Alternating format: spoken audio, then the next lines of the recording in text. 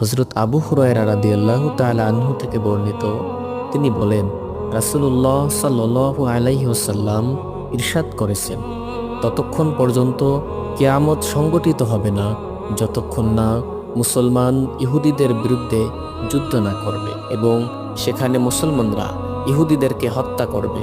এমনকি কোনো ইহুদি যদি কোনো পাথর বা গাছের আড়ালেও আশ্রয় নেয়, তাহলে সে পাথর বা গাছ বলতে থাকবে যে, হে মুসলিম, হে আল্লাহর বান্দা, আমার পেছনে ইহুদি লুকিয়ে আছে, আসো তাকে হত্যা করো।